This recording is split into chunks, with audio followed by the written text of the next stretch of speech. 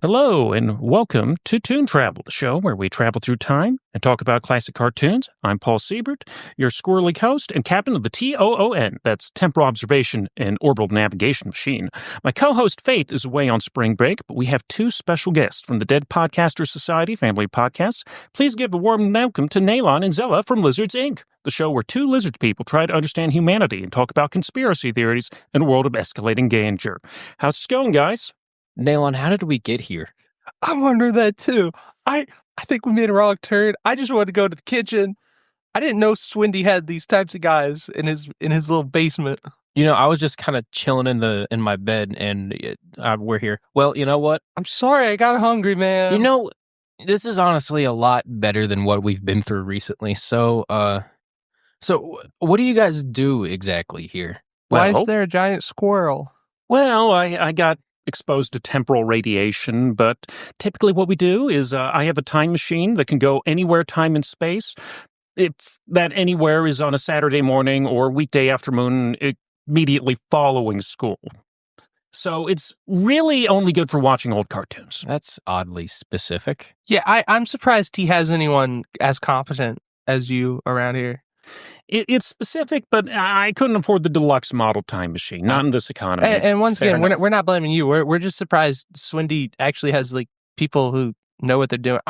Wait. Swindy's whole gimmick is that he needed us to prove it, but he has a time-traveling squirrel.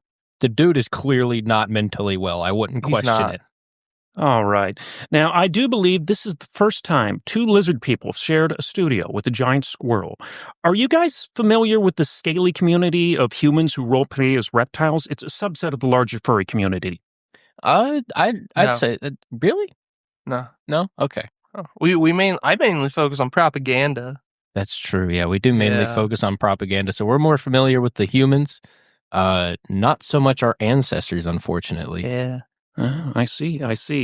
As subterranean lizard folk, I understand you're discouraged from enjoying human culture, but do you guys have any favorite cartoons? We got the ninja tortoises. Yeah. What else was there? There's Mott and Jerry. Oh, yeah. Yeah, you know, Teenage Mutant Ninja Turtles, very important for reptile recognition, and I mean... What's Teenage Mutant Ninja Turtles? Oh, there's we had ninja tortoises. Oh, I thought that was the same thing. Sort of like how in the UK it was called Hero Turtles because they thought children would take up the deadly art of ninjutsu. It's not ringing a bell. Sorry. Yeah, it's a little specious, man. Sorry, my mistake. Yeah. Well, the 1980s were particularly fraught with villainous depictions of reptiles on shows like Thundercats, Kissy Fur, The Wuzzles, and even The Get Along Gang, which was a show about how we're supposed to get along. Why do you think that was? I feel like lizards just in general are pretty scary.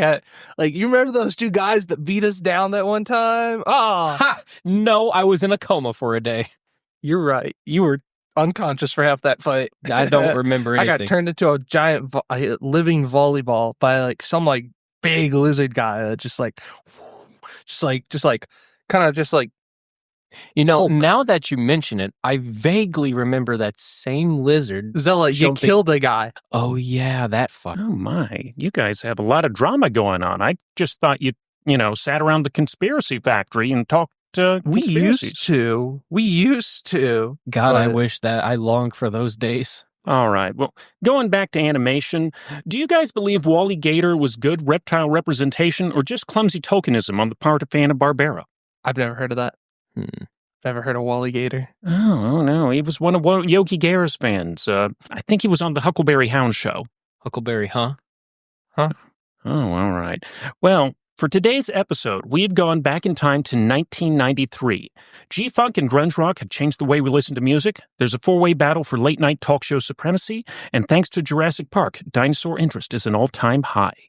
We went back and watched Cadillacs and Dinosaurs.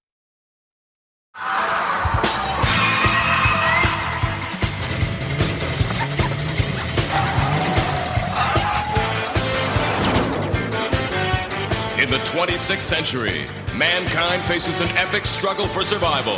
The forces of nature have spun wildly out of control. mighty cities have crumbled, and the dinosaurs have returned to reclaim the Earth.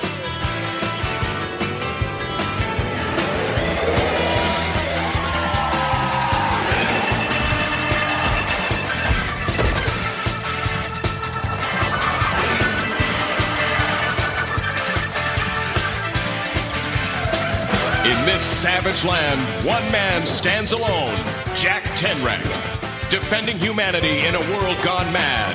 A world where only the strong survive. A world of Cadillacs and Dinosaurs. Now, did either of you guys familiar with Cadillacs and Dinosaurs or its comic book counterpart, Xenozoic Tales, before this episode? No. No, I No. can't say that we were. All right. Well, our story starts in 1986 with a one-shot comic by Mark Schultz called Xenozoic, which was printed in a comic book called Death Rattle. And a year later, a company called Kitchen Sink Press, named for its founder Dennis Kitchen, launched an ongoing Xenozoic Tales series. And this comic was lushly illustrated, but it had a highly irregular release schedule, resulting in only 14 issues being released between 1987 and 1996. The final issue would end up sort of on a cliffhanger, as the final storyline would be unresolved. From 1990 to 1991, Marvel Comics reprinted the first 6 issues of Xenozoic Tales in color as part of their epic line of creator-owned comics, and Schultz was given the approval by General Motors to use a much more marketable name, Cadillacs and Dinosaurs. Now, the late 1980s and early 90s would see a boom in independent comic, largely because of the success of TMNT, Ninja Turtles, or Ninja Tortoises, as you guys know, underground. And this would result in Hollywood looking at another of independent comics that could be turned into TV shows and movies, such as The Tick and the Mask film starring Jim Carrey. And an interesting thing is, in 1990, Kitchen Sink Press launched a line of Cadillacs and Dinosaurs candy bars to promote the comic. The wraps featured brand new art by Mark Schultz. Schultz also, he's, there's not that much Cadillacs and Dinosaurs, but he's done other stuff. He also illustrated some Conan comics, and he currently draws the Prince Valiant comic strip in newspapers. In 1994, Topps Comics, which is the same Topps as the trading card company, got the rights to publish a new Cadillacs and Dinosaurs series. Only 9 issues were published, and it featured new stories that were not written or illustrated by Schultz, but were written by Roy Thomas, the co-creator of Ghost Rider and the writer of Marvel Comics' Conan the Barbarian series. Schultz would win a total of 4 Harvey Awards and 3 Eisners for the series, and there was also a tabletop role-playing game, which brings us to the show, Cadillacs and Dinosaurs. There were 13 episodes animated on CBS from 1993 to 1994, and the pilot episode, Rogue, was written by Stephen E. D'Souza, the writer of 48 Hours and The Running Man. He also wrote Die Hard, so a big-time Hollywood talent was on the show, and he was also the producer, and the series was produced by Nelvana. Now, this is interesting because Nelvana was primarily known for doing comedy series like Beetlejuice and educational cartoons like The Magic School Bus. This is a very rare example of a action-adventure show from them. There was an arcade beat-em-up game from Capcom that's now considered a classic of the genre, and there was an unrelated Cadillacs and Dinosaurs game that was released on the Sega CD. And this TV show was produced in part to capitalize on the wave of dinosaur popularity that was kicked off by Jurassic Park. The series ran for only 1 season, and Schultz blamed CBS for the lack of promotion. However, its 8:30 a.m. time slot meant it would frequently be preempted for sporting events on the West Coast, and it was also in direct competition with a brand new series called Mighty Morphin Power Rangers. So in true Power Rangers fashion, the Megazords smashed the dinosaurs in the end. All right. So let's talk a little bit about Season 1, Episode 1, Rogue, written by Stephen E. D'Souza. I did a little bit of research on the voice actors from the series, and Nelvana typically didn't use big-name voice actors. The most interesting one is that Hannah Dundee was voiced by Susan Roman, who voiced Sailor Jupiter in the 1995 DIC Sailor Moon dub. Anyway, we are introduced to our heroine, Hannah Dundee, a diplomatic scientist from Wassoon City who is on a mission to make contact with the city in the sea. A group of villains called poachers, led by Hammer, attack her expedition, and Hannah is forced to flee on foot alone. We meet our hero, Cadillac Jack Tenrack, in his impossibly cool car. He spies a burning town and realizes he is blamed for an attack by a Shivat, which is what they call a T-Rex. All the dinos in this series have non-scientific names. Tenrack vows to investigate the rogue Shivat and destroy it if necessary. Back at the rogues' camp, we spy meeting between Hammer and our main villain, Governor Wilhelmina Scharnhorst. I'm not going to be doing both the names in this series. They're all kind of complicated. We learn that she is intent on destroying every settlement and Jack. She wants to force the settlers to turn to her for protection. On the coast, Hannah finds the city of the sea and wonders if any of the old knowledge survived, and she spies through her binoculars the New York Public Library. Yeah, she was in New York all along. She gets scared by a tiny raptor, only for it to be revealed that the Shivat is nearby with a tiny box on its back. Hannah mistakes Jack for a poacher and shoots out the tires on Jack's Cadillac. Jack has a vision of a lizard person called a Griff, who tells him to trust the machine of life and there's another way to stop the Shivat. And how do you guys feel that we finally get a positive representation of a lizard person on television? That guy was pretty cool. He was pretty cool. You have no idea, the things that people think about us. I mean, typically we don't even care since, humans are bad after all, and we're trying to We're just trying to get rid of them. Yeah. Like, I'm not gonna lie, like, it was nice having a lizard person appear that wasn't like some secret racist connected to anything racist. Or a brainless dinosaur. Yeah. Even the dinosaurs, I feel like were handled pretty well.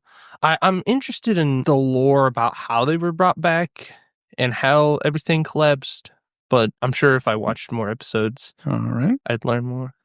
So Jack wakes up and Hannah confronts him and believes that he's a poacher, and he has to explain that he is not a poacher, he's a mechanic, and there is friction because she doesn't fully trust Jack, and Jack hates both politicians and scientists. Hannah turns on the radio and discovers that Scharnhorst is broadcasting anti-mechanic propaganda, and she's going on about how these woke mechanics and their DEI policies are letting the dinosaurs take our jobs. This enrages Jack to the point where he smashes his radio, and I just find it interesting in this post-apocalyptic world where the dinosaurs have come back. AM radio has not changed one bit. Yeah, I can't believe they figured out how to get, broadcast waves. It's kind of like the show Dr. Stone. Yeah. Yeah, and just how it's future world that's kind of reset to zero with people who just have knowledge of the original world and just sort of resetting it. I still need to talk to you about how in God's green earth you still manage to get human media onto our devices. Shush. So Jack takes Hannah to his garage, which is a fortress full of very cool cars, because you can't have a show called Cadillacs and Dinosaurs without some Cadillacs. And we meet Jack's best friend Mustafa and his pet Allosaurus, Hermes. Hannah sees smoke outside, and we learn that the Shivat has returned to attack another village. Jack goes off to eliminate the rampaging Shivat, and back at the City of the Sea, they receive a distress call but are powerless to do anything. Scharnhorst then gives this full-on Captain Planet villain speech about how they're going to chop down all the trees and drain the swamp and give a state definition of gender, all this evil stuff. And, I used to think these type of villains were over the top when I was a kid. Now as I'm an adult, they're kind of how villains actually are. Yeah. Yeah, half the politicians, we don't brainwash in lizard society anymore. We don't use that. All the evil goals we have, we just take advantage of the fact that you all are ran by supervillains. And those supervillains are extremely corrupt and greedy. It's really, really easy. Yeah. So the Griff reappears and tells Jack not to destroy the dinosaur, and that according to the machine of life, an old blood can't destroy a life. Jack is about to go back on his philosophy and is about to take down the Chevette with a lethal dose of tranquilizer because this is a kid's show and we can't show guns. He sees the box on the back of the dinosaur. He climbs onto it, rips it off. It turns out to be a radio receiver. And once he destroys it, the Chevette stops at range and walks away. Hannah speculates that whoever was broadcasting the radio waves to the receivers nearby, and they find Hammer and his goons. Jack confronts Hammer, who is looking for his henchmen, and this was probably the most badass bit of the show. Jack says they messed with the machinery of life, and I guess they got caught in the gears. And we have a big fist fight where no one actually manages to land a punch. Hannah hits a flying hippocac. Mustafa does a big pro wrestling back body drop, and Jack literally kicks Hammer's ass. Hammer, however, throws a grenade at Jack. When Jack jucks the attack, he is left vulnerable. Hammer is about to finish Jack off, but Jack explains that the Chevette has his scent, which scares Hammer away. And this leads to the resolution where at the City of the Sea, Jack confronts Shamhorst with the receiver and says that he has evidence of her wrongdoing, but she just smashes it with her bare hand, showing that she is a physical threat as well to a political threat. Yeah, I don't know why he just... It's the fact that not only did he show her that he had proof of her doing wrong, he actively and I get it, kids show, you gotta give a reason for him not to take down the big bad in one episode, but it's the fact that he actively handed it to her. Yeah, and because of that, I will always think that humans are not the brightest. Humans really are stupid, man. Like, I wouldn't hand it to her. I wouldn't need that. But I mean, at the same time, I could always appreciate a good propaganda spreading. Yeah. Yeah, I mean, you can't be perfect in all of your stats. I kind of appreciate the hero of the show is kind of a dummy. But what did you guys think of Cadillacs and Dinosaurs? That was great. I loved it. It was a great representation of our ancestors. They made our ancestors look like badasses. It was amazing. I loved it. Although on the human side, very stereotypical. But then again, I'm like, oh, well, this was made way back when. Mm. I was just confused by how buff everyone was. Mm. Like, I was like, what the, like, it was cool. But it was like, why is everyone so buff? Well, I liked the show, but, I kind of thought maybe this property could have been better represented if it was aimed at a slightly older audience. Yeah. Like, I could imagine this being an MTV animation or maybe an Adult Swim show a decade later. If it was really, I feel like if it was really going all in on the we're for kids, there would have been a lot more goofy gizmos and gadgets attached to the Cadillac and whatnot. Yeah, that is one thing I definitely noticed is like a lot of the themes were very mature. Mm-hmm. Which, I think children's content needs. I do think there's an issue, especially with nowadays entertainment, where we think because we want to protect children's innocence, we don't want to confront them with mature themes and topics.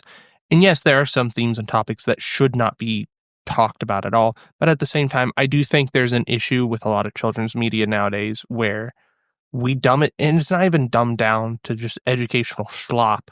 I mean, like a show, look at most modern day cartoons.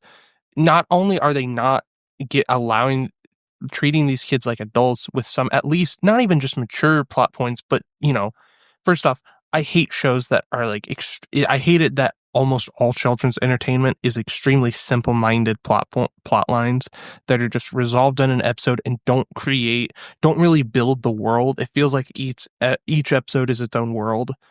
But I also hate how so many times, no matter how much of a lesson they try to build up, just because they're too busy throwing jokes at you every second, you don't really let any of the lessons sink in or actually matter for that part. Well, maybe whenever we aren't on the run anymore, Nalon, maybe you could go back down. We're going to make proper children's entertainment again. No, maybe you can have a word with the children's TV department down there at Lizards Inc.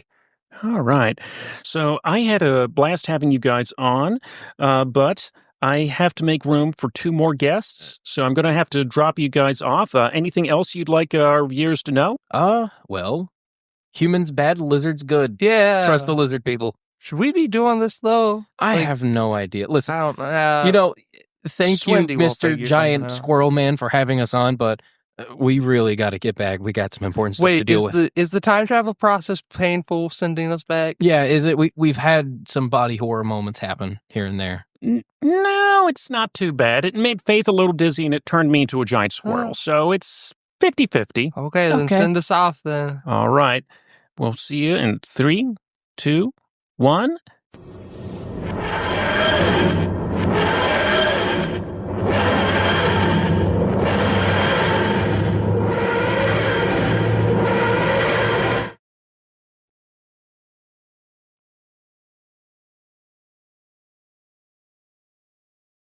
Whoa. Whoa! All right. Well, we've just dropped off Nalon and Zella, and you're not going to believe this, but we have 2 more guests. Yes, it is Nolan and Alex, the creators of Lizards Inc. How are you guys doing? We're good. doing great. We're good. Had a little fun. Hi. All right. Why don't you introduce ourselves to the listeners who might be new to your show? So, my name is Alex. I'm the voice of Zella, as well as the editor of episode 9, and the co-writer. Over across from me is Nolan, the voice of Nalon. Nolan, you can introduce yourself Hi. if you'd like. I am Nolan Duncan. I am the lead writer of Lizards Inc. I edited. I remember I'm the one who edited the pilot in the first episode. And I'm the voice of Nalon. As you can tell, it is just our voices. It's just our voices. It's just our voices. We don't do a whole lot. Yeah. So, what inspired you guys to do a show about underground lizard folk and conspiracies? So I'll take that question because Lizards Inc. was actually my idea. It was. Alex just hopped in for the ride. It was. You told me about it, the idea, So and I'm what like, okay. happened is that I was sitting in my JMC 301 class last spring, and Dr. Christopher Swindell walks in, and me and him and Alex have a friendship built on just like harassing and bullying each other. And at one point, we make a bunch of jokes about lizard people, and then that just sticks in my head for that day. And we had just gotten an email about Dr. Quick, that whole mysterious dead podcaster email about like how come to this location at this time. And just the whole time I was thinking about that email about what the podcast, and we had known about the podcast club, and it was just sticking in my head, and I thought, we could just, and then like just the whole idea of lizard people, why? And then I remembered specifically the joke was kind of more like, treating lizard people more humanly than we do, instead of just like little creatures. Like we treated it like we were just regular people. Me and Swindell did. And then from there, I was like, oh, well, what if instead of just like a talk show about conspiracies, because I feel like that was the original idea of it. Yeah, the original idea was, what if we just did a conspiracy talk show? And then but we were like, okay. Similar to Toon Travel, where it was sort of like, a little bit of role playing in the sense of we're still portraying characters. But then as we fleshed it out, we realized, people might take this too seriously, and we could get in a lot of trouble. Yeah, because the original idea is it wasn't just going to be a show about conspiracies. It was going to be, we were going to treat it very ironically. Like I said, we were going to do it like Toon Travel, where we were still in character throughout the whole thing, and we were going to treat these conspiracies like they were real. And then, as Alex pointed out, we were worried people were going to treat it like it's real, and conspiracies is one of those things where unless you are unless you are part of conspiracy communities that believe in this stuff, or you are talking about how you like them, or you're talking to people that hate conspiracies and talking about how they're bad, it's really difficult to create a good air around conspiracies without getting a lot of flack from one side of the argument. And we're not here to say conspiracies are good. We think conspiracies are bad. It's why we're making fun of them. But we were just worried a lot of people wouldn't take the humor. And so we decided to go the route of, even though we're a podcast club, we thought, well, especially since it's going to be one of the first podcasts we make for this club, what if we go big and go home, and instead of just a talk show, we did a radio drama style show? And that's where Lizards Inc. came in. I see. Over the course of the early episodes, you guys discussed propaganda, chemtrails, and hollow earth theory, among other conspiracy theories. Do you guys have a particular favorite conspiracy theory to discuss? Ooh. Lord, I gotta remember. God. What we've talked about? Now, does this kind of relate to our favorite episode that we've done? Yeah. Yeah. So I don't really want to use episode 8 or 7 for that matter, because those don't really have Those are my favorites because those were like so high in drama that you got the best out of everybody. I'm trying to remember, did episode 7 have a conspiracy? Because not every episode has a conspiracy tied to it. We try to, but for example, episode 8, for example, the topic for today, as we have our narrator read, is just survival. And that's because it was just a fighting heavy episode. Nalon and Zella fighting for their lives. I think one of my favorites, and it's just because it's the most recent I can think of, is episode 9 that just came out last week. And that's just because we talked a lot about tinfoil hats and talked about how goofy they were. I think, I'm struggling to remember the early episodes, which is weird because it's only been a semester. Episode 1, if we're talking about the early episodes, probably episode 4 for me, if I'm going to be honest. I think episode 4 was good because, we talked about data leaks. It was data leaks, lockdowns. That one was pretty fun. That was probably one of our best ones. Episode 3, I think, was also a really good one. I feel like episodes 3, the first 2 episodes are good. Episode 3 is where it really starts getting good. I think episode 4 of the original 8 episodes, I think episodes 4 and 8 are the best, and that's just because they're supposed to be. They're concluding a story arc. They're the story arc enders, so it's like, of course they're going to feel like the best. So it's kind of like telling through like multiple stories in one parts of stories. So every 4 episodes there's a climax, and episode 4 for the first arc is the first climax, and then in 5 it's going to die down, 6 and 7 are going to rise up a little bit, and then 8 is the climax again. Right. I was wondering because around episode 6, I believe, that's when the show becomes more of a straightforward audio drama and an action adventure show. And was that always your plan? Yes. Yep. The plan was always going to be, because we still wanted to talk about and educate and like at least give the bare minimum info about conspiracies, about what the conspiracy is about. But we also really wanted it to just be about the lizard people at one point. That's why, once again, episode 8, I can't remember if episode 7 has a conspiracy tied to it. I don't think it does, but I just know episode 8 for sure certain doesn't. And that's just because, the goal isn't to focus on the conspiracies. It's to make fun of these conspiracies and, make fun of how dangerous they are, but also just tell a really fun story about coming together and understanding one another. And we've taken a priority to the characters and the stories rather than the conspiracies, because if you don't have a good story and good characters to follow in that story, and if you're trying to get a message across, you're going to lose your audience. Yeah, how are you going to get a message across if you don't have a good story or good characters? I mean, you can look at Attack on Titan as a reference point. See? All right. Now, episode 8 could be considered something of a season finale. And without spoiling episode 9, which just dropped, what sort of adventures and conspiracy theories are awaiting our heroes? So right now we have actually up to episode 11 recorded. We're going to, over the spring break, we're going to write the rest of this season out. But the plan is that, as of episode 9, Nalon and Zella are officially part of the human world. It's why earlier during the main Toon Travel segment, we were referencing Swendy Kristen. Yep. Because we're going to set, as long as it's okay with you, Paul, we are going to set this between episodes 10 and 11, and we're going to make sure to add in a reference to it in episode 12. But I don't really want to use a curse word here, so I'm just going to say, as long as it's not the F or any of the bad ones. I'm trying to find a good way to word this. So I guess you could say crap is going to hit the fan very quickly. Oh, yeah. You get one more, after episode 9, you get one more pleasant episode. And then we're sowing the seeds to set up the next big bad. Episode 12 is going to be probably our biggest. It's going to be our big... oh, God. The status quo. If the status quo was already changing just in the sense of... If you thought 8 was big, just wait till 12. 12 is going to be fun. And then we're going to talk about JFK in episode 13. Oh, yeah. Oh. Have you guys thought about doing an episode on the Satanic Panic? Oh, that is a good one. I want to do an episode about cults and just culty behaviors. So we might include it in that. All right. Well, did your thoughts on Cadillacs and Dinosaurs differ from Nalon and Zella's? Oh, no. No. Part of the appeal of writing Lizards Inc. is it's actually, in my opinion, one thing I learned through a screenwriting course I took last semester.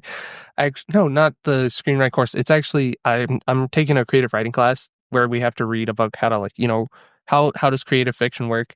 And the way we're writing Lizards Inc. is actually going against one of the first pieces of advice of creative fiction, where it's like, don't base your characters off of your real life selves.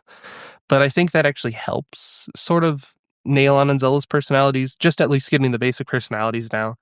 And then just, of course, so like, for example, even though I like to say Nalon and Zella are carbon copies of us, I mean, dude, I don't know by if episode 3, we were already like diverging from the only thing.